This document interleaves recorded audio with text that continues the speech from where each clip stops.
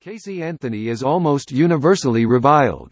Despite her acquittal, most people continue to believe that she murdered her young daughter, Caylee. Her parents, George and Cindy, are tired of being viewed only as the parents of a monster. So they sat down for an interview with A&amp. Their discussion unfortunately became heated, and Cindy Anthony ultimately stormed off in anger. George says that Casey and Caylee were there when he got home from work, but not every night. Most times, but a few times she wasn't. He says that there were a few days at a time when his daughter and granddaughter would be missing when he arrived. Because that was a night she was supposedly going to spend a night with the nanny or one of her friends. We all remember Casey's fictitious nanny, the one named Zanny. Zanny did not exist. Cindy had misgivings about doing the interview from the start, and she becomes very obviously defensive of the suggestion that she did not know her granddaughter's whereabouts. Cindy speaks up. George, as far as Caylee goes, I knew when that child was not here. George agrees, but says, about 6 months before we saw a couple different times where she'd be gone for a couple of days.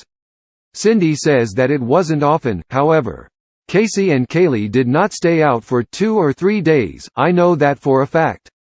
Caylee was always here. Interviewer Elizabeth Vargas asks, so Caylee never spent the night somewhere else? Cindy admits, maybe 1 or 2 times, 'cause I wouldn't go to bed unless I knew Caylee was tucked in. George tries to assure Cindy, from whom he had been in the process of getting a divorce when the couple learned that Casey was pregnant, that he's not trying to antagonize her. Listen, I don't want to get upset with you, I don't want to upset anyone anymore, but I just know what I witnessed. This, however, is when another contentious issue comes up, one thankfully less upsetting than the murder of their granddaughter. See, once upon a time, money went missing from Cindy's purse. George was blamed. George says that Casey is the one who stole the cash, which is something that everyone but Cindy has no problem accepting. George also confesses that, at one point, Cindy allegedly stole money from Caylee's savings account. Cindy says, but Casey learned by example. This is when she storms off of the set. She blames him for Casey's dishonest behavior. There was different things that I got the blame for, George acknowledges at one point. Cindy insists, however, no, but I'm telling you, you lied to me for several years. And she believes that there is a direct, causal link to Casey, and that's where our daughter got it. He does not disagree, but Cindy goes on to try to give an unusual characterization of Casey. Casey was just a very spirited child. She had a lot of energy, she was just the light of our lives. Cindy continues, speaking of Casey's youth, before she was one of America's most hated people.